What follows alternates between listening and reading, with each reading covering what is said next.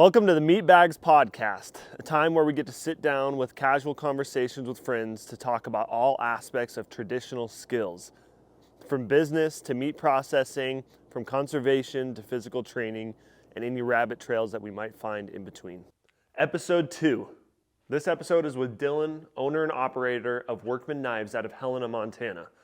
This man's traditional skill needs no introduction, but there is far more to Dylan than just his artistry and mastery of his skill. Dylan is a blacksmith with a very big brain, and somehow he has the personality to match. In this episode, we talk about his business and how it was starting it, the role of the church in our community, engaging fatherhood, social media, and even our diet. Without further ado, welcome to the Meat Bags Podcast, where we are far more than just bags of meat.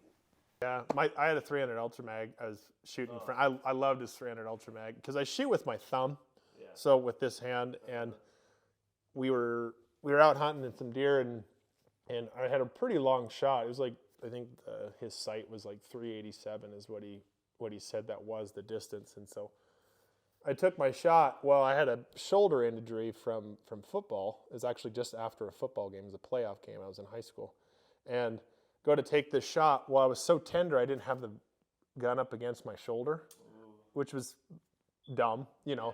Yeah. Like, it's just like, that's typically I have it, I'm ready, because I've shot this gun several times, never had issues. Yeah. Well, I was pretty tender. I was laying down, which is already uncomfortable. The gun was not up against my shoulder. It kicked back. It nearly broke my thumb, and the scope smashed in my face so hard, my eyebrows flopping down. So I had to flop up my eyebrow, and we got it, but yeah, I love that gun. One deer I shot with it like broke its hips when it hit the ground. I was like, so I love big guns. Like when I was in Omaha, living out in Nebraska, they hunt a lot, but they like close quarter. Like one of my slugs or something. Well, even one guy was really kind of cool. He took a ski pole and he had a little foam pad mounted to it, and the ski pole I welded a little aluminum plate disc at the bottom, about this. Welded on? Yeah. And so he'd sit that in the ground and he'd sit on that. That's all he'd take with him. And he'd be able to swivel. Interesting. So he had a set of trees he'd sit in, and he said those deer would probably be from here to that vacuum right there. Yeah. And he says, I never shoot over 10 yards. Oh, yeah. So his bow is like 40 pounds, not really much, We're wanting like 80 to 200 pounds draw. I want to, right. So they loved hunting there. I just was like, that's not really for me. And I like long range. They're like, why would you want to shoot that far? And it's like, here it's like, why would you want to shoot that close? It's just different mentality. But they shoot deer left and right out that way. And they have big whitetail. Big whitetail. So. Corn fed. Mm-hmm. No, a lot of corn fed. So. Yep. Well, we've started our podcast. Dylan, I want to introduce you a little bit. So this is podcast Meat Bags. This is saying that we are far more than just bags of meat. And as a brother in Christ, you realize that and you recognize that, and also to point towards the fact of Christians owning more businesses. Right. So being more present in whatever field that may be. Mm-hmm. Yours is blacksmithing. Mm-hmm. Excellent work that you do. Amazing work at Workman Knives. Mm-hmm. You're based out of Helena, Montana right now. Mm-hmm. And yeah, excellent work. I can recommend it even more. Or anymore, and it's a Montana-based company. A couple Montana companies that make knives. People know of them. I would say nothing bad against those companies. I think they're probably excellent knives, work great. I know that some of them do personally, but they are getting bigger. Right. And with getting bigger, which we all want to get a little bit bigger, we want to be a little bit more successful for whatever means that is. Ours is obviously to glorify God with what's given us. Mm-hmm. But yeah, so with that, you lose some things. Right. This is very personal. Mm-hmm. This is a piece of art. This is work that you do. Mm-hmm. And something I also really want to highlight, and this is up to you if we continue down this path, is you have essentially one arm. Right. Yeah. No. Born with one arm, and it really never was an issue for me until I started getting self-conscious about what other kids were able to get and do, and a lot of it was a lot of I guess vain interests. You know, it's like, oh, I'm not going to be good at sports. Most of them were just assumptions. I'm not going to be good at sports. I'm going to be single for the rest of my life. All that's kind of jazz, you know. And really was kind of useless for a while, just in terms of felt so sorry for myself. And really, there was a time when I was a sophomore in high school, I was really low in my life, and really that's when I gave my life to the Lord. And a friend really helped me later on in college. He kind of helped solidify this idea that I kind of somewhat understood in high school. He said, you know, Dylan, you know, whether you get this, say you get healed in this life, right? Whether you get healed in this life or in the next, so long as your sins are paid for, you get it. You know what I mean? Like, it's a done deal. You know what I mean? I will be made new in the resurrection, and I believe that. And so with everything that we're talking about in this podcast, with business, all of that, it's really the big fight of faith is realizing we're doing this for a greater goal, right? And it's not for money. Money is an illusion. You know, we're not doing this just to build our own little kingdom, or even, you know, whatever people are trying to do today, trying to make a name for themselves. We'll be forgotten relatively quick after we die. And so it's just like we want to leave something that's meaningful, and the only thing that lasts is the Word of God. It says that the grass withers, the flower fades, but the Word of God endures forever. And so that's kind of really what we want to aim for in doing anything we do for business. You know, are we honoring God, and are we actually being helpful? You know what I mean? And so a lot of things, people are starting businesses and money and getting money. I think that's not generally the aim for most people. And I'm not dogging what they're doing. There's a lot of great products out there, a lot of great businesses. But as Christians, specifically Christians, I think that needs to be your aim, has to be your aim. So Yeah, I think that's a big shift for a lot of Christians as well, though. I mean, I know a lot of Christians personally that feel you should just be a good Christian worker for other people, essentially. I don't know where that mentality, I guess, comes from.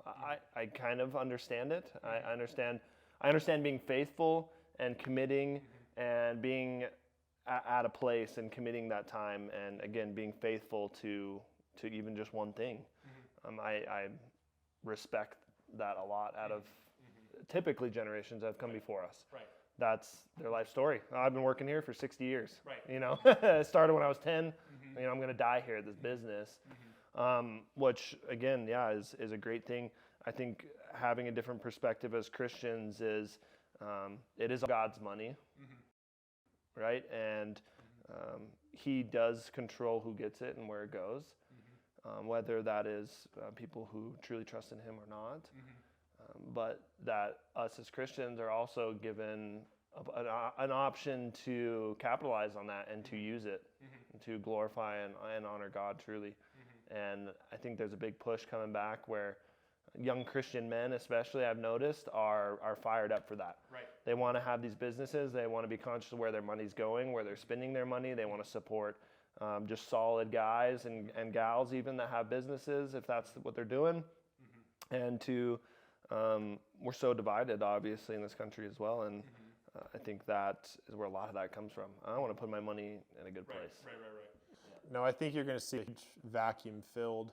And again, everything that I'm saying is an opinion. You know what I mean? Like, I mean, I've looked at some articles and research and stuff here and there, but a lot of it's just opinion. But what I see, but I do see, like, there's, you know, if anyone's going to watch this and look for business advice, don't look at me. You know, I'm still a shrimp. You know, I know nothing. You know what I mean? I have an IQ just south of bedroom slippers, so don't take this as like, oh, he's super smart. You know, but yeah, I do think there's going to be a huge pendulum shift, and I think we're actually going back to our roots.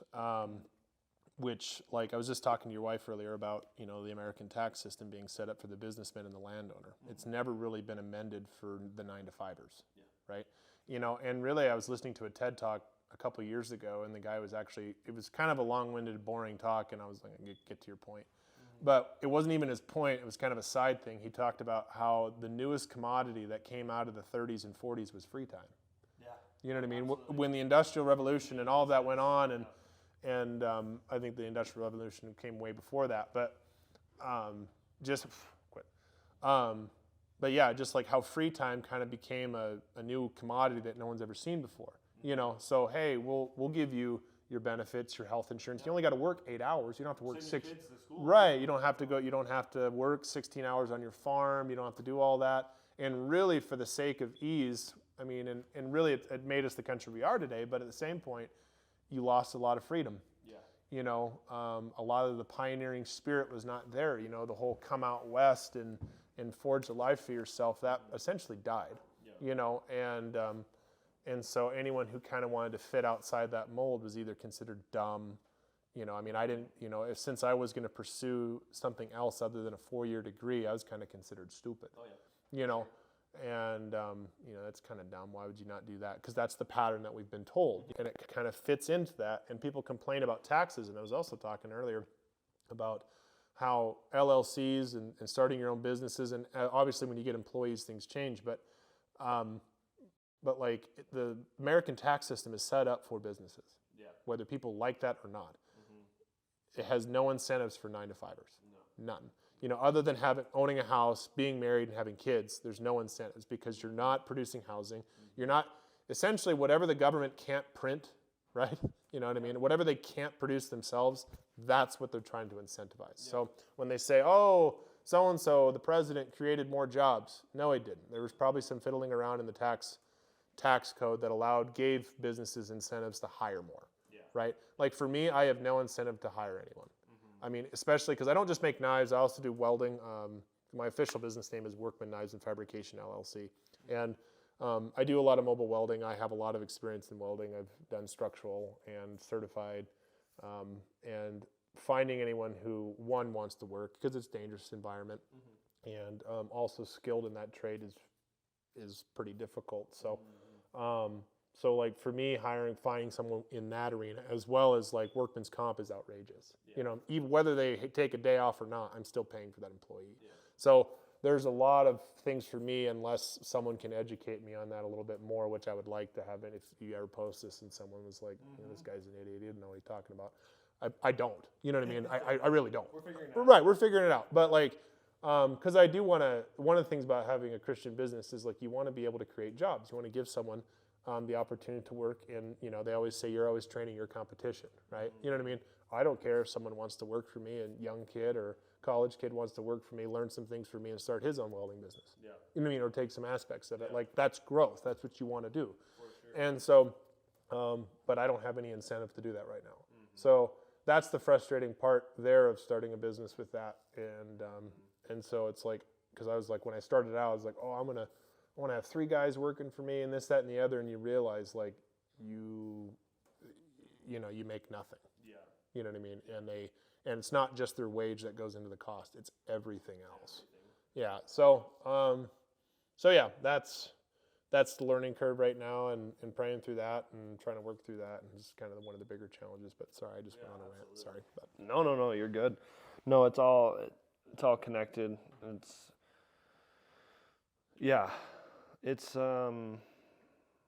there's not a lot of places for young Christian men to look for that information. Mm-hmm.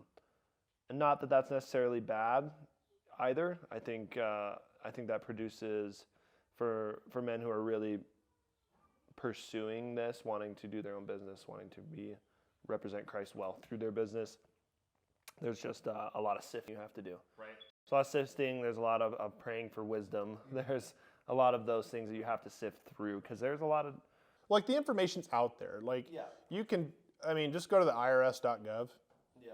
And just type in their glossary and type in anything type in anything you need for business. You know, anything you would need to know. What's a 1099? Mm-hmm. You know, what's what is considered a write-off? You know, like, which is funny. Write-offs, pretty vague. You know what I mean? It's just like you know, like this. My trip down here. This is a business trip. Yeah. Right. You know, so it's like. If you can prove that it is for your business, you know, it's not something outrageous. And even our tax guy that we have is really good out of Deer Lodge. He's like, if you're not doing anything illegal, they're going to genuinely leave you alone. You know what I mean? So there is kind of this general fear of the IRS where it's like, oh, you know, and it's just like, I mean, there's some things that they're not, I mean, I'm not a fan of the IRS. Don't get me wrong. Yeah. I'm not giving them an olive branch in a way. But like they're human. They don't have all the capacities to sit there and try to destroy your life, and they're not really, for the most part, trying to destroy your life. But it's just the laws that they're working with, and that's where we need to be careful who you're voting for, what they're voting for. I was talking earlier about the Green New Deal. What was in that. In one of the pages, when I was on Instagram a while back, I followed this guy who follows money for politicians. That's kind of one of those things he does. And so he was showing what was in one of these bills. Might not have been the Green New Deal, but it was one of the bills that was kind of an environmental bill, and it gave a lot of write-offs to billionaires, whoever buys so many trees on it, because that's an environmental thing. So like Bill Gates or whoever, or any big billionaire who buys, say thousands of acres with all these trees on it, and you're like, what's he going to do with it? He gets probably $600,000, $700,000 back from the IRS every year from that. Yeah. And of course, there's only millionaires and billionaires can buy into that. Yeah. You and I couldn't do that. No. So, and all whole time, this is all passed by people who are saying tax the rich, and it's just a lie. Yeah. But that's the tax system. You got to learn how to take advantage of it. So if you want to get educated, go to irs.gov. All that information's out there for you. If you want to learn financial terms, you can probably Google a financial glossary from the NASDAQ and just start with A and go to Z. You know what I mean? That's just, no one's going to do it for you, and that's what we're trying to find. That's where I kind of had to tell myself. I was actually watching an episode of Bar Rescue. I was like, listen, and the guy on there, just this, screaming Italian guy, I think he's Italian, but he's just like, one of the episodes really hit me, was the manager's like, I don't know how to manage money, I don't know anything, and he goes, then learn. Yeah. He's like, you've had this business for 2 years, and you've never figured out how to, one, make a margarita, and let alone make a receipt? Yeah. You didn't learn? So that was a really big kick in the pants, because I had to do some evaluation. Yeah, you can pray all day long, but it's just like, no one's going to do the learning for you. No. So it's like, okay, so I got on IRS and figured some things out and got my EIN number, which took 5 minutes, figured out quite a bit, it's just, and so just use the resources that are available, and any young guy who wants to do it, no one is going to do it for you. No. So if you get, here's the thing is, if you run a small businesses and you're getting taxed into oblivion, you need to get an education. There should be no reason why you should be paying a lot of taxes as a business. None. So it's made for businesses. Right, it's made for businesses. So if you were paying, small businesses are getting just hammered. If you're getting hammered in taxes, there's something. How are you structured or whatever? Like for me, it's very simple. So anyone who's got employees and what I'm doing is very, very simple. It's more complicated. So I give some grace there. But for guys who just have a basic LLC and you're selling a product, making a product, and pretty basic, there should be no reason why you're being overloaded with taxes. Yeah. Should be no reason. And the government, that's in their law, is not wanting to overload you with taxes. Yeah. So that, again, that might be an ignorant thing. There might be someone wanting to scream down my throat, but yeah, no, that's fine. But yeah, that's just the way I see it, and that's what I've experienced so far. And anyone who does have a small business that are good friends of mine within the church, that's their experience. Yep. So that's where I'm going from on that. But no, so that's good. That's really good. Yeah. Let's backtrack just a little bit. I want to talk to you a little bit about hunting. Okay. So, again, Meat Bags podcast with the preface that we are far more than bags of meat, but also that includes packing out bags of meat. So, have you ever packed out an animal? Oh yeah. Yes. What's the furthest pack you've had? Maybe not the furthest. What's the most grueling? Most grueling one was a deer I shot. Was a pretty nice deer. It was a whitetail. It was a 155 score. It had 7-inch eye guards, and really dark beams though, very dark. Really? Thought it was actually a mule deer when we were looking at it, and I shot that at like 380 yards, and with the 7 mag right through a twig. And it's like swampland, rainy, snowy out right now, and very pretty, but I mean, just hiking out there. So we're about 6 miles back from where the truck is, and it's no motorized vehicle. So you can't just drive up to it. Yeah. So we're back there, and he goes, oh man, look at that. That thing's huge. Go for it. Shoot it. And so I put the rifle up, shoot it, drop it. It gets back up, and he's like, you got to drop it again because it's nothing but dense brush behind it. So like once it gets in there, it's like, oh no.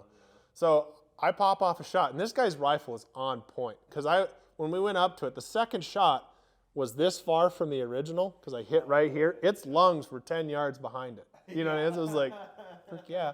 So I was like, it just absolutely just finally took the entire organ out of its body. So it was just like, yeah. So, well, that's all fun. Now it's like 2 o'clock in the afternoon in November, which it's going to get dark, and it's already overcast. It's going to be dark at 4:30. So we're like, okay, how about let's try dragging it. So we each grab an antler and we're dragging it, and we go about 100 yards. And it was a big bodied deer. Really big. He was actually a very well fed for Rocky Mountain Front Range whitetail. He was very, very well fed. But we were dragging about a couple hundred yards, and we're like, no. So, and the guy I was with is like, we can come back tomorrow, and I'm so impatient. I'm like, no, we're gonna get it today. And he's like, okay. And he's like 60, he's like, so he's like, I don't know. I could tell he's like, no, I'm 18, and so we walked 6 miles back to the truck to get the cart. So you can take a game cart. Got the cart, walked back 6 miles, put it in a cart, and it's like, that's a good idea, but like when the cart was empty, you can go over the swamps and everything because we're carrying it over our heads, like we had to go through reeds and stuff. We're like on the way back, we're like, oh, we got to go around this bog. So like we had to go like an extra 2 or 3 miles around this like bog area through dense wooded forest with this cart and this deer going, in the back. And we're like, gosh dang it. We get back to the truck and we throw this thing in the back of the truck, and we were both just dead. Like we didn't even move or talk for like 30 minutes. The truck's running, we're warming up, getting wet, and we're just kind of sitting there. And the only other times I've packed out animals are when my buddies, my hunting experiences with a lot of my friends in high school, and I was big then, pretty big guy, and so they're like, hey, Workman, you want to get an elk tag? So I pay for an elk tag when you realize you're there to get their elk first, and you're there, and if we have time, we'll shoot one with you, I'm like, so after about the... You got strong legs. Right, yeah, about the second time, I realized, I'm like, I don't know if I want to hunt with them, So I do think backcountry hunting is really neat, like when guys who make... Like the guy who I was hunting with, he'll look at a prize bull elk and go like, I won't shoot it today. I'll hike another 30 miles back tomorrow, then I'll shoot it, It's like, just put one in and just let it fly, So like most of my hunting in Fairfield, up in that way was like hop out the pickup, walk into someone's CRP and drop something, I mean, I think the fastest hunt I ever did was probably 13 seconds. Not kidding you, like we counted it out. Like I got out of the truck, jumped off the Old Crow Highway, got into CRP, I didn't even like it wasn't like, it was just, bam, and it's like, they didn't even, the truck, it was funny, the guy driving the truck was just like, dude, I didn't even get more than 15 yards from you. I was like, so there's nothing people want this big hunt. Right, But I just want deer in my freezer, Exactly. And me and my cousin were just talking about that yesterday as well. It's, I grew up really liking upland bird hunting. My family's trained Labradors for 3 generations. I grew up bird hunting. I mean, we shot a deer and we shot an antelope every other year. It used to be in Montana. You used to be able to get an antelope tag every other year. Now you can't because there's so many people entering, but different topic. But yeah, so I shot a deer and an antelope every other year, or a deer every year, and it was never more than a day hunt. Like, I'm going to go shoot my deer today. That was it. We went and shot a deer that day, or we went and shot our antelope that day. And so I never really got into the big games, spot and stalk necessarily, and even though that's what we were doing, but I just never really got into big game hunting until I moved over to this side of the state. Right. And of course, everybody's fanatics over here. And then that was about the time Meat Eater started. So Stephen Ranella's out there, and he's done a lot of good stuff as well, but it's just an over-spiritualization of hunting, in my opinion. It's not that big of a deal. Right. We are to have dominion over our animals, and we're to have respect for it. A righteous man has regard for his beast. Right. So I believe in that, and sustaining and keeping the populations going. Of course, we love to hunt. I want to keep hunting. I want my children to hunt, etc. The whole story. Everybody talks about it. But yeah, so there's a lot of that. There's a lot in the Bozeman, Kalispell, Missoula, this west side of the state, it's a lot of, I don't even want to say it, I guess, necessarily, but just meat eater spawns. No. If that makes sense. Well, like even I was watching the TV show Alone. Some of that on Alone is really neat, but like even just like the over spiritualization. I mean, like, you know, like there's some really neat aspects which they learn on there, but just kind of like this over worship of the land, you know, and it's just like, it's like you're, you know, it's like what one pastor said. He's just like, we're looking at the beam, but not in which the beam came from. You know what I mean? Like, it's just like we're looking at the stained glass window, not the sun that gives it light. And so it's just a misdirection that our whole world, and that's just what you expect, you know. Well, it's easy to do. I mean, in defense, again, not an olive branch to these people, but it's easy to do. I mean, Romans 1 tells us that his creation will declare his glory. So it is easy. And for us Christians, it's easy to go outside and say, wow, Lord, look at what you created. This is amazing, Lord. Right. But for other people, they see the creation, you know?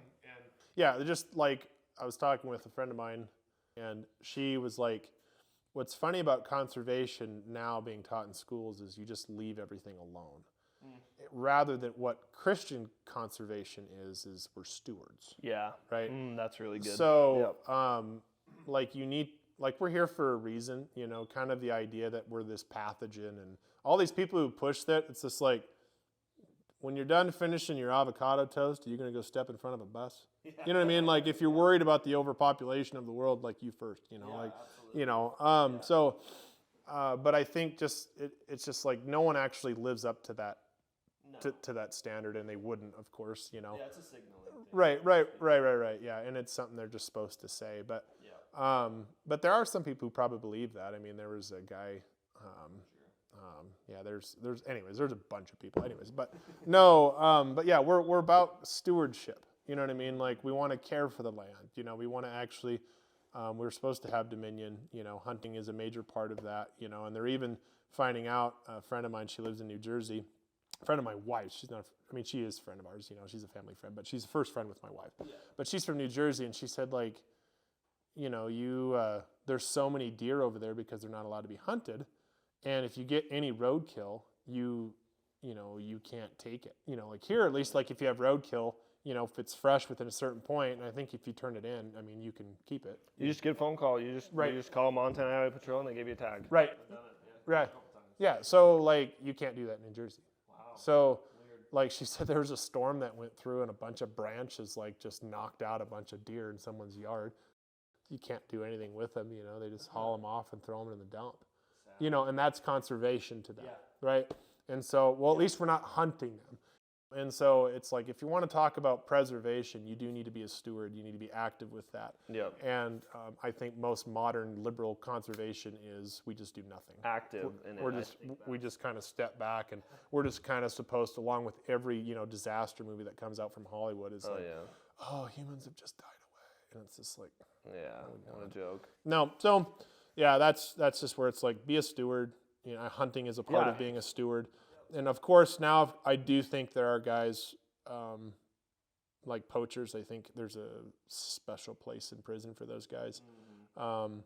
Guys who just shoot multiple deer, take the heads and the racks and leave them. You know, we had a guy in Fairfield do that, and it was just like... Yeah, we did over in Fort Peck as well. Yeah, I think they're everywhere, but yeah, guys like that, like, that's, again, like, no, I'm not for poaching. No. You know what I mean? And that's what, and again, we get lumped into like, you just want a bloodbath. Right, you know. Come on. And even like, there's a sign in Helena, you know, it's just like, hunting bison, it's not a hunt, it's a slaughter. And there's just some guy standing in front of a herd of buffalo, which I'm like, I don't know. You ever seen something die? Right. You know, so I don't know. It's just, and for the most part, though, I typically don't try to have conversations with people who've already made up their mind on that. Yeah, it's throwing your pearls to swine at that point. Would you agree then? I just kind of had this thought. I mean, we are to, because the argument is, well, just let it lay, let it stay, right? Or have some sort of input or effect on it. So as Christians, I would say we believe we want to make it better. Right. We want to change it, not necessarily sustain it where it's at, Because if we were to sustain it where it's at or want to keep it as a leave it be, well, we need to take out all of our highways, all of our fences, all of our railroads, all of our cities. All that stuff needs to go so they can move freely and act the way they used to. So it's not something that we just necessarily want to do, it's something we have to do. And it is a commandment given to us by God to be good stewards and to maintain this. I mean, he gave that work to Adam before the fall even happened. So it's not even a byproduct of sin. It was something that we're probably going to be doing in heaven while we're there. We're going to be working. We're going to have these things to do, these tasks to perform. So to have that mentality of, hey, we are actually, we're meant to do this.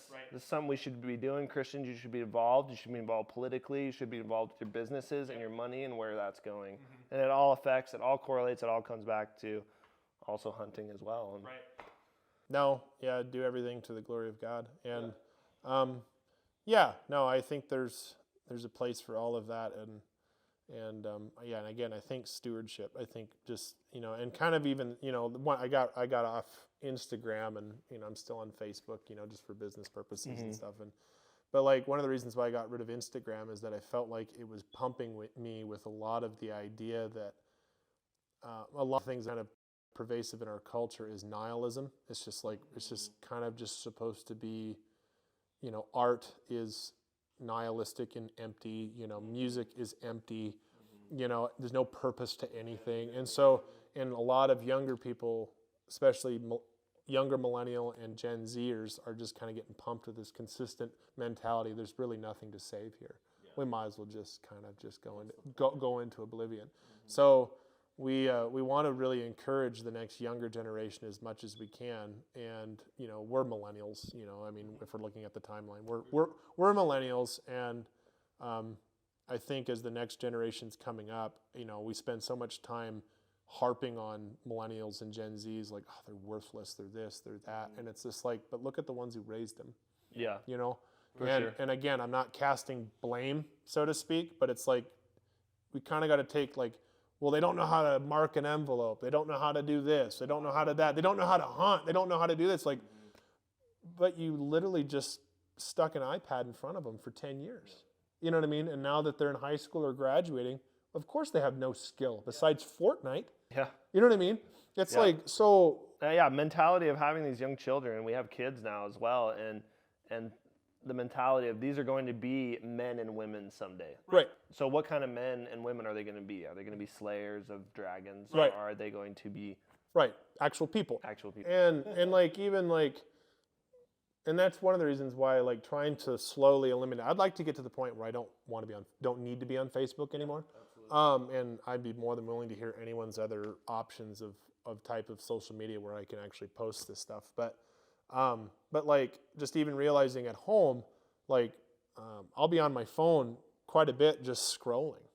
And when I had Instagram, it was really bad. My son playing there right in front of me, my almost 2-year-old son, and there'd just be a lot of moments I'd miss on that. Yep. And so that's not the kind of dad I want to be, and it's not the kind of dad I should be. And not called to be that dad. No, and you don't learn anything. You get dumber. Yeah. Distraction is just to get you dumber. Yep. And I think that's what Satan wants to do with our kids in this culture, is either get them distracted or dead. Yep. If we can either abort them or distract them, that's really the two options that Satan is really trying to do as best he can. And we can call this crazy or kook all you want, but I think that's the two options that are being foisted on our kids, and parents have kind of unknowingly for quite some time kind of participated. Oh yeah, for sure. You know what I mean? And it is a temptation for us when Walker's, my older son is being kind of a bit of a pain, just to turn the TV on and have him focus on that so we can go on that. When it's like teach him to self-soothe on how to play, deal with boredom. Like he's not even 2 yet, it's like, well, don't be so hard on him. It's like, well, it's not trying to be hard on him. It's training, right? Yeah, absolutely. So by the time he's 4, he's not a monster, And or 18. Right. You know what I mean? So it's just like, I was asked a guy, I was like, so when do you really kind of start parenting? He goes, month 1. Yeah. And he says like, and it'll progress and change as things go on, And he says, and that's why like typically when your kids are 6, like J.C. Penney, I think J.C. Penney at the age of 9 started a business. Wow. I think, you know what I mean? I think it was 9.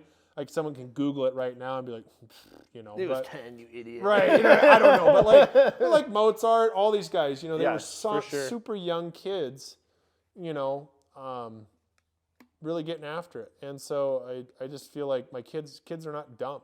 You know, even my son before too, like, you know, I taught him the word buckaroo the other day, and he's like, buckaroo. You know, he says it really. I'm like, oh, he's pretty smart. You know, he's a very good talker. So it's just, I don't know. I just feel like parenting needs to be engaged, and we need engaged fathers, and we can talk about those issues. But I think social media and its place and value is like sugar. You don't need a lot of it. No. You know, and I've been on a diet for the past 8 weeks, speaking of sugar, and I've lost 40 pounds. Wow. You know, I was 263. No way, yeah, really? 223. Wow. And so I was, and that's, I mean, that was, and that I was mean, just, honestly, I think last time I saw you was close to 10 years ago. Right. 8 to 10 years ago. Right. So you probably didn't see hardly any difference. Maybe, you know, like, oh, you know, it's like, the same. Like, well, yeah, you haven't changed, you know, like a vampire, you know, but yeah, no, I lost 40 pounds in the last 8 weeks just from, you know, it's like understand your macros, health, and that's another thing to steward. We don't steward very well. No, you know, Americans are bad. So one of the things we should also, you know, like we're not bags of meat, right? So if we're going to be so concerned about being stewards and conservation of the world around us, you need to make sure you're able to steward yourself. Yeah. And so health was one thing that was a really big eye opener, because I've always, you know, I was like, oh, I'm strong, I'm young, I'm invincible. Well, when I turned 30, you know, you're just like, you realize you're like, oh, that large peach is staying. Yeah. You know. Yeah. You know, and just realizing, a lot of it, like I'm on it's a macro diet, so proteins are priority, then fats, and which is funny, I can have a lot of fats and not gain weight. Which is really funny. But then you go to carbs; those are your least. You know, for me, I gotta have like a total of maybe 20 to 40 carbs a day. You know, that's my limit. But 20 to 40 carbs is pretty easy to get to. A fig bar is 36 grams. Wow. You know what I mean? Just a small fig bar. Yeah. So if you have that, that's your entire day's worth for me in my macro count, what I can have. Oh, wow. So if I'm having over 20 grams or more of carbs, I don't lose weight. Yep. So it's just like, so with like entertainment and social media, with that one big loop right there, just social media and entertainment is like sugar, carbs. You don't really need that much. No. You know, and I just think it's overinflated, and it's made us, weak in a lot of ways. Yeah. So we got to be careful. And so as a dad, that's kind of just one of the things I really realized I wasn't doing very well at. So, yeah, that's good. Oh, man. Sorry, I talk a lot. No, that's what we want. It's a lot of opinions, okay? It's a lot of opinions. So everyone's just like, what's this guy? You know, and the reason why I do a lot of those little disclaimers is like, I'm a comment reader. Yeah. So like, I watch posts and then like, forget that. And I wonder what people are saying. What are people you know what I mean? about Like, and I'm like, and I think that's what a vast majority do. You know, Yeah, it's like, for sure. and some of the comments are hilarious. So it'd be interesting to see like how many people. So I think they're called bots. They're fake accounts. Yeah, bots. Which is interesting. It's an interesting marketing tool. So I posted this knife on Facebook, and one of the comments was like, that's some of the worst quality I've ever seen, or something like that. And it was some weird name, you know, guy. And I clicked on the profile. All he has is a profile picture and no info. Yeah. You know, and I'm like, okay, so this is fake. But if you think about it, even if it is fake, what puts it out there? And you got to think about how social media monetizes off of anger. Oh yeah, for right? sure. Right? You know, what's going to keep me on there? Because Instagram, for example, in 2023, just this beginning of this year, changed the algorithm to where a lot of viewership for some, like for me, social media hates knife makers, hates them. Yeah. So it dwindled my viewership down to 10%. So 10% of my followers, which I don't have a lot in it, 380 people. It was like, so only 38 of them can actually probably see, despite the ads and everything else, maybe can actually see my stuff. Wow. So it's really discouraging when you're like, okay, so is my stuff crap? No. You know what I mean? Is it, you know, and so I really wrestled with that for a while, still do sometimes, where it's like, man, is this not an interest for people? And a lot of people, they're just not seeing it. Yeah, for sure. So I was like, oh, forget this. Why would I invest in that? But they do it to monetize. Yeah. So I'm wondering if a lot of this, like you read through some of the comments, someone just says something outrageously offensive. Yeah. My little conspiracy theory is that's a way to keep people on. It is. It Like is, for sure. if you can Absolutely write is. 16 more comments in rage, Oh yeah. that's Boom. a plus for them. People are engaged. So, People are on the app. They're using it. Right. Whether out of anger or not, but anger is so powerful. Right. Anger, well, any just bad, any Everybody bad trait. struggles with anger. Right. Everybody. Right. No, me specifically, really bad. But like, and it's funny how it's just like, offense is one of the best ways to make money. Mm-hmm. If you think about it, for Oh, a lot yeah. of these big companies. So be very careful what you get mad at. Mm-hmm. And that's why it says just let it go. Yeah. Just let it go. And, Yeah. I'm saying that from my own experience, and which isn't a lot, but it's just, no, I was thinking about that. I'm like, that's my little conspiracy theory. Yeah, for It's sure. like, I'm wondering if there's conspiracy. an algorithm that's like, say something really mean, and Yep, it just it comes out there is. and, I can't believe you said that, and sure. and so you get all of these people still staying on there. So usually, I think social media is going to do its best it can to capitalize on the best traits it can to monetize. And we are too. I mean, we're talking about truth here, and that Right. truth that we've talked about, whether it's conservation or raising your children, whatever, is going to be Right. an anger point for somebody. Right.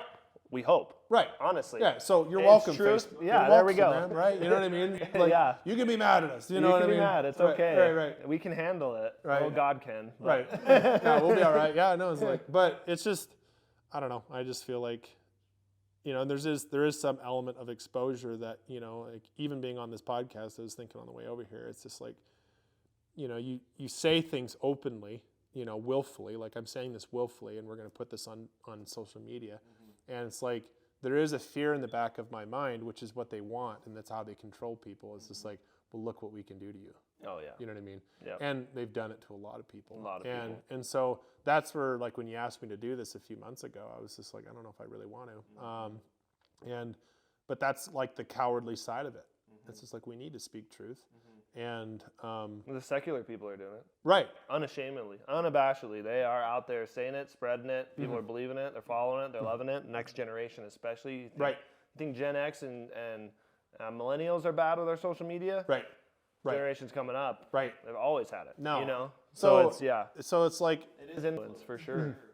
no, and I make fun of podcasts a little bit too, just like we were just talking about earlier, just like, we have all, well, on social media, it's like a 15-second clip of just nonsense. It's like, did you know this GC character is not the most powerful in the universe? It's like, it's fake. You know what I mean? It's like some guy who's just wearing like headphones and he's talking into like a paper cup, it looks like, and it's like, this is not a podcast. No, it's just someone spewing an information. So, no, this is good. This is really good. So, Yeah. Cool. Well, I think we've had a good conversation. I've had a great time. I hope to have you on again. yeah. Who knows? I don't have a big platform. There's not a lot of followers. I know the majority of all of you guys. You're their church. Hi, or Mom. I grew up with you. Yeah, right, Mom, right, you will right. see this. Hi, it's good to have you. Thank you for watching. So not pretending like we're a big production or anything by any means, but this is something that we're passionate about, and having other believers on specifically who are also business owners and who are just kind of doing the same thing we're doing as well, I think is encouraging for a lot of other young men and women that we want to encourage also. So it's actually a big push for a lot of this stuff that I have done with social media comes from your dad. I don't know if you know that. Oh, I didn't know that. Yeah, had a very impactful conversation with him when I was going to school at MW. Interesting. Just random lunch day. Ended up talking with him and sitting with him. Talking about, I used to do musical theater. I was a professional actor for several years. I did it for 14 years. Dance ballet, all sorts of weird stuff. That's yeah. kinda cool. Yeah, did all that. So I did acting for a long time. Was very active in it. And anyways, just started talking about the arts in general with him and where the arts came from and how they developed and how it was pushed by the church, the Christians, and that art was pushed and sciences were pushed. You have these things because of the Christian church and our conviction we are made in the image of a creator God, so we are to be creators. We should emulate that, right? So having that conversation with him has, for some reason, over the last 10 years, just stuck with me. And I see that in business now. To whatever effect this is or denomination it belongs to, it's easy to cast a lot of blame on the evangelical church and where it's come from, and even the Catholic Church. I think the well, Catholic. I think all of us. Let's say. Yeah, Honestly. like the narrative that I absolutely hate. Like you were talking about, like the church really paved the way for civilization. Yes. Big time. Absolutely. And the lie that's put out big time that the church stifled that. No. It just made a bunch of idiot followers. Yeah, and it's killed like, a bunch of people. Right. You know, like look at most of the television and TV series. It's like they portray like a pseudo religion, which you're like, okay, they're talking about Catholics, you know. Yep. And that's essentially what they're talking about. And the early church, you know, and I think even like Family Guy has an episode of like, oh, this is a universe that would happen if the church never existed. We actually would have been 1,000 years ahead in technology. It's not true. No, it's not true. Right. You know what I mean? So that's a lie. That's not true. You know, and even some of the bigger names in medicine, you know, the things that we have today, a lot of it was Christian founded. You know what I mean? Yes, there's adoption. Right. I mean, abolition. Right. You know what I mean? Of slavery, of abortion, and all of those things. You know, and even there's a lot of examples you can go with. And people can research that and look that up. And it's, of course, Christians aren't the only people who've done advancements in things, right? But at the same point, to sit there and say that the church has had no benefit whatsoever, it's helped people, it's bashed people down. It's like, well, yeah, there are times when, you know, when people say, oh, the Christian church did the Crusades, you know, and it's like, and there have been negative things. Right. Obviously, there are some really bad things that have happened through the church. You know what I mean? But to sit there and say that just because that Jesus is not worth following because of his followers failing is a pretty stupid notion. It's just like, of course you're not supposed to look at us, right? And the church is to be held accountable. Absolutely. Right. I think the reasons why I think churches are kind of psycho today is we don't believe in church discipline. Absolutely. We don't. Yep. And we need to. Absolutely. You know what I mean? I've never been to a church. I haven't been to a church in a long time where it's actually asked a congregant to leave. You know, where it's like, hey, like they're openly sinning, openly, like it's the talk of the area. Like, hey, and I remember one time, pastor from a church back home, he actually had to ask two couples to leave because they had there was some infidelity going on. And that was the only time I've ever seen a pastor actually demonstrate that type of tough leadership because it split the church, right? You know, it's like you already had a congregation of, right? You know, and it's like, well, you do you, and I don't want to, and I don't think it's a pastor's role to be sticking his finger in everyone's life. So there's a fine balance with that. But if I'm going to steward and shepherd you, submit yourself to that church. Right? You know what I mean? It's just like, but if you're going to submit yourself to Christ, like that's I got to protect the rest of my congregation. If you're willing to lead people away from the teachings of Christ by your own lifestyle, by your own example, for me as a pastor, I have to protect you from that. Absolutely. And I have to protect my flock from that. And so, and you do it with the sake of restoration. I do think pastors who do, because even Paul in 2 Corinthians is like, accept them back so that shame does not overtake them so much to where they're destroyed, right? So we want restoration. Absolutely. And so, but I think a lot of pastors get hot-headed. And I know it's my temptation is like, you're done, out. You know what I mean? Yeah. And I think there's not a lot of reconciliation that comes about. And so I think that the church does need to be held accountable. But again, back full circle, to sit there and say that the church has been a detriment to any culture is the stupidest notion ever. Yeah, that's not true. No, it's not true at all. No. So no, there's the book that made your world, I believe his name, I cannot remember. It's an Indian guy that wrote it. And very interesting if anybody's interested on that topic like that. But yeah, to kind of bring that around, your dad kind of put this notion in my mind that everything has the option or can be redeemed. There's a process that can happen with most things or even all things. And I really feel that with social media. When I first became a believer, it was just gone. Got rid of it all. Didn't need it, and that's what we were. And in my stage in life then, that was probably the right choice. Right. I would probably make that choice absolutely again. Being a new believer, living off milk, it was just another distraction that I did not need pulling me away from God. And so I understand that, and I understand for people don't get it if you need to. But I also think that it is a realm that is going to continue to grow, and that Christians can have an area in it or can overtake it, and should. We should strive for that. I don't know where your eschatology is. I am leaning more towards a post-millennial mindset, and with that post-millennial mindset, it is the fact that God is in fact in the business of redemption. He wants to redeem this world into a new one. He wants to redeem us, and he's done that through his son. Right. So I really, truly believe he's in that, and again, we are made in his image. So I believe that we are in the notion, and we are in the action of redemption. As Christians, we should be. So that's with business, that's with politics, that's with whatever it is, and that's where I was kind of going with. Is that the idea that we can make this into kind of like a now utopia, or No. Okay, No, because no. like that I don't agree with, because No. at some point this has to end. Yeah, absolutely. and And Christ will return. Right. Okay. I just believe that we are after the millennium. So I believe that a lot of things that happened, I believe that 666, well, I don't believe, it is, 666 is Nero spelled out in numerical. I think that there were a lot of things happening with the Babylonians and with the Romans that were a lot, that would have seemed a lot closer to end times than what we're even going through right now. So, again, eschatology, it's fun if you're living off steak and you're in the Word and you have other things to, and it's good to discuss.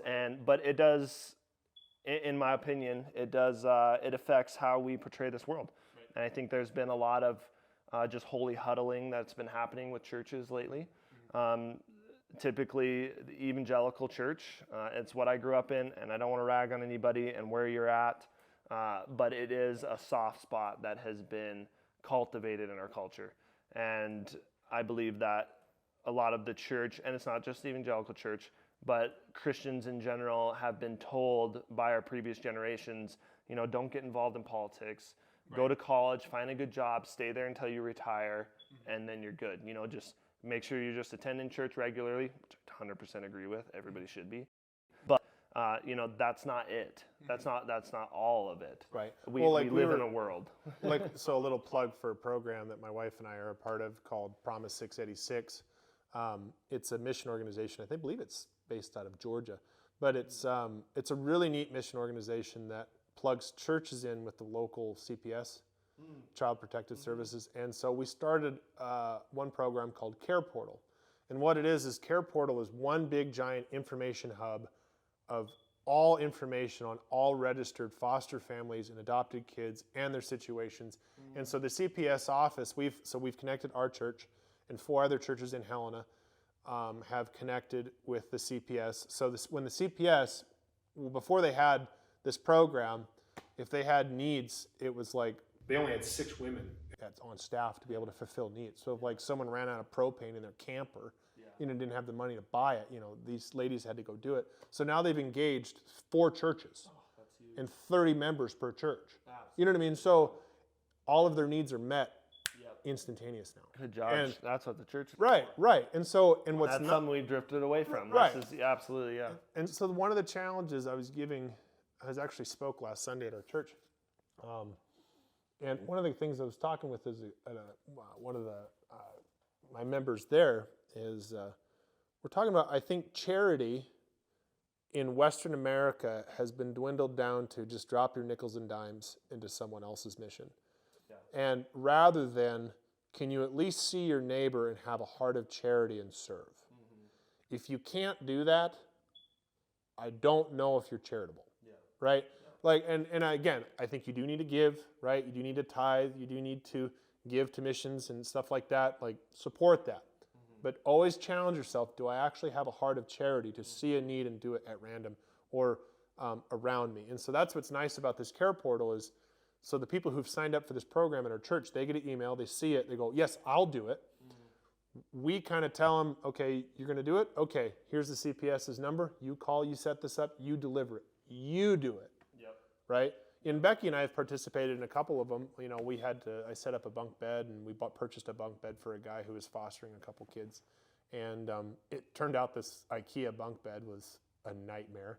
I mean, the directions were written in pen, and you're like, there's like 6,000 pieces. I'm like, this guy wouldn't have been able to do it by himself, So I had to do it, and I spent 4 hours building it. But I got to build a relationship with the guy, and that's what's super cool is the program wants you to build relationships with foster parents, with these kids, since there's such a dire need of it, the state allows you to do that. Whereas before, they're like, no, you can't share your beliefs, you can't do any of that.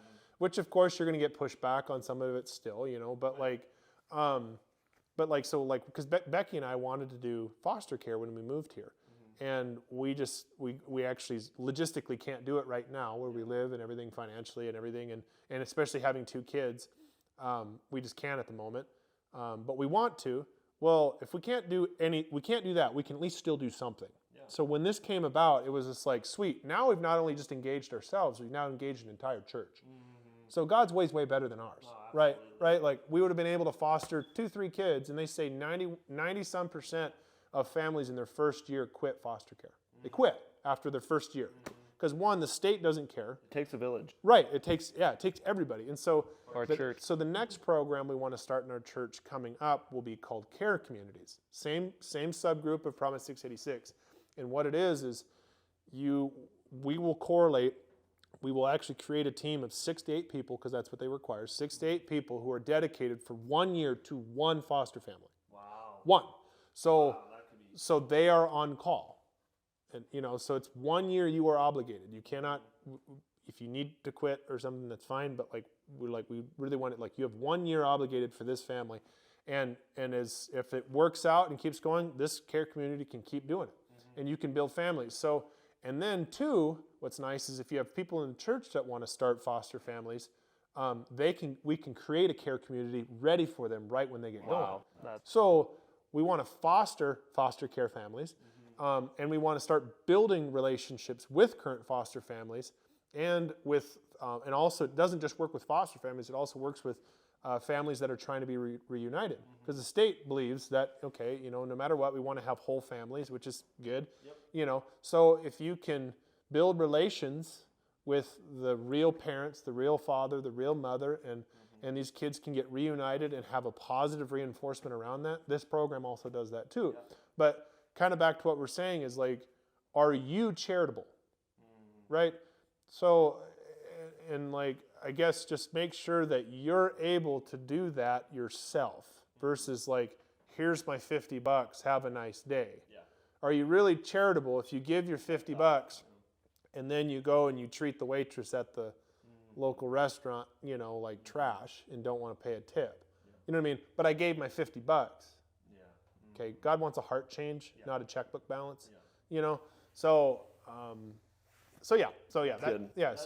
that was articulated. It's the same concept that I was talking about. It's the church has stepped away from a lot of things, and I think that and the government stepped in to fill those gaps. So whatever that is, you can be creative and think of those ways. But there's a lot of things that the church can do that isn't doing, and a lot of things that just Christians in general are dependent more so on the government or the state than they are their local church, because their church isn't there. It's not doing it. Well, and the thing is, churches have become more event based. We got to have an event rather than actually creating a people. You know what I mean? And I think, I don't care if it's contemporary or theologically straitjacketed churches. Everyone, that's just kind of the mode that we're used to. Yeah. We got to have a movie night. We got to have an event. We got to have this. And are those helpful? Yes. But I think that's the only mode that we really kind of know how to. Right. And there are churches who are doing amazing works apart from those things. They're doing really amazing things. So we don't want to get too negative. And of course, you and I are young bucks, and we don't know anything. It's easy to get worked up. Right. And I kind of feel like some of the stuff I've said even so far might be a little judgmental. But at the same point, I do think there's a thing that God's asking of us. I was actually reading Augustine's Confessions the other night, and it's funny, one of the most compelling arguments he has against stage acting, I think, is actually incredibly valid. And it's like stage acting in movies, so here's his reasons for that. Like back then, stage acting for Christians was like an abomination. Now we watch movies and all sorts of stuff and no one really bats an eye. Yeah. But his main issue is These flies, man. Yeah, the flies are bad. We're in a barn, by the way, but it's awesome. It's a cool barn. And we got a swallow's nest ahead above us right there. But he was talking about how he's like, so there was a tragedy or a play that he was watching. He says, I was so upset.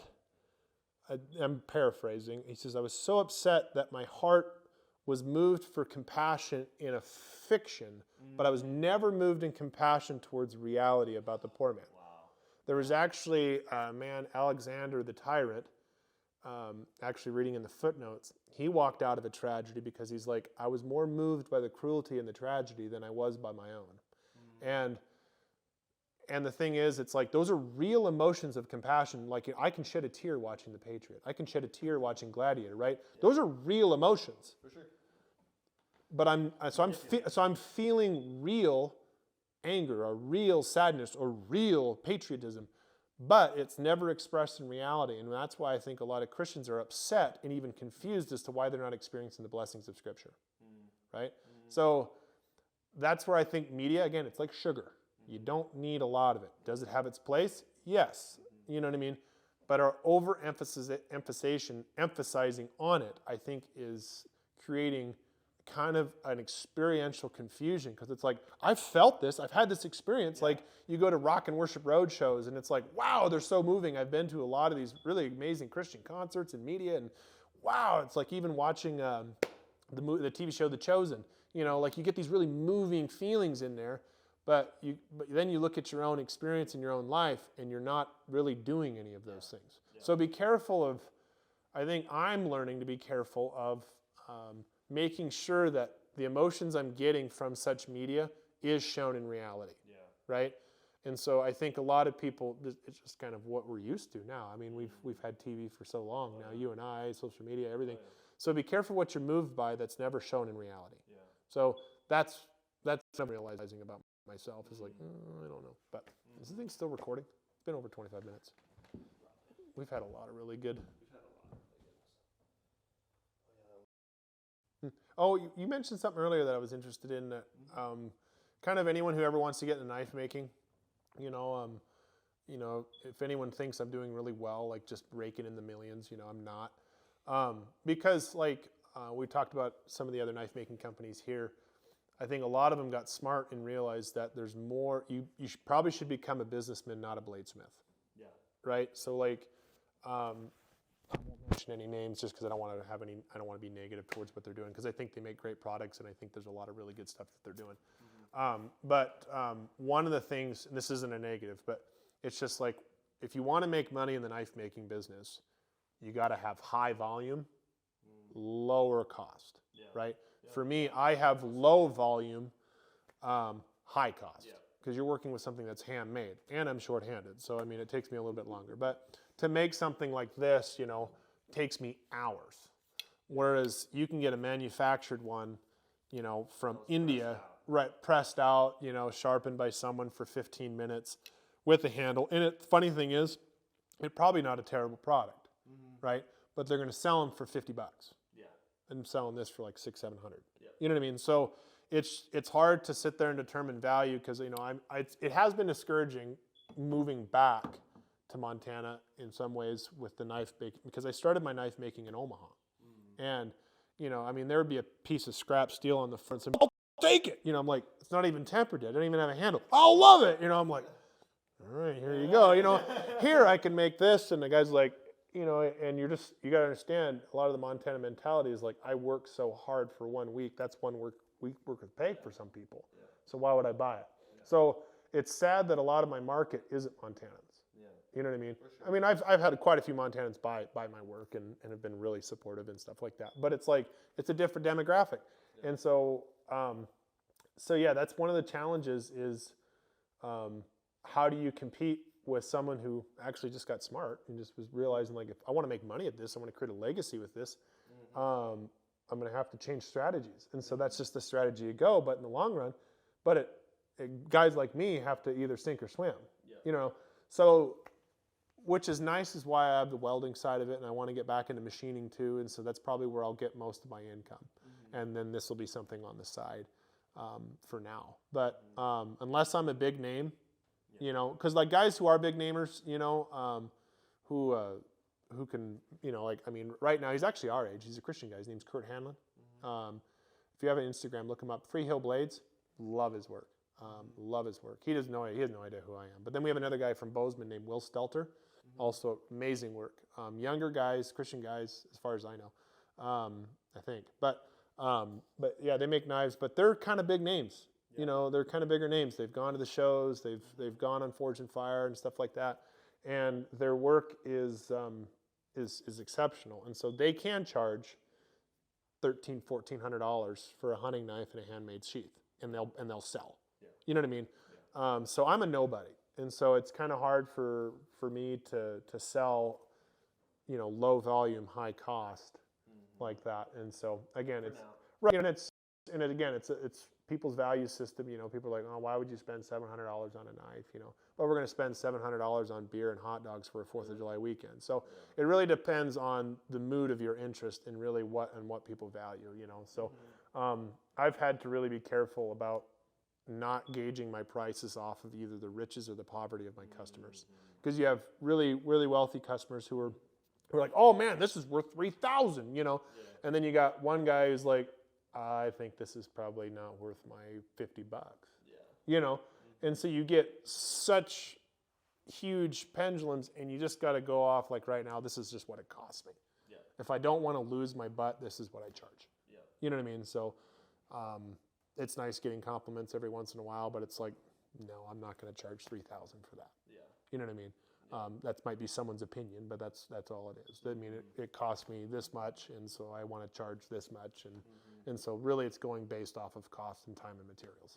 So that's how I've done my pricing, but it's hard to compete with businessmen, but that's good for them. That's smart, and so, but it does suck for the hand craftsmen, and so. But yeah, that was something you brought up earlier. But that's so anyone who's wanting to get into knife making, just know that's a challenge. And if you know if that's what way you want to go, just just understand those are the challenges you'll go through. So yeah, reach out to us too, or put some comments down here, and that stuff that Dylan will see, and I'll make sure he sees as well. So if anybody's interested in anything like that, and yeah, I feel like we could keep talking for sure, but it was just a pleasure having you, catching up. It's been several years. I think we got a lot to talk about. I think if we get people to watch this stuff, that we'll have you on again for sure. And if not, we'll have to wear bikinis or something. Yeah, exactly. Those are the viewerships. Yeah, that's what the views are. But yeah, again, thank you, Dylan, for coming down here. All righty. Cool. Thanks, guys. Cut. Thanks, brother. Thank you.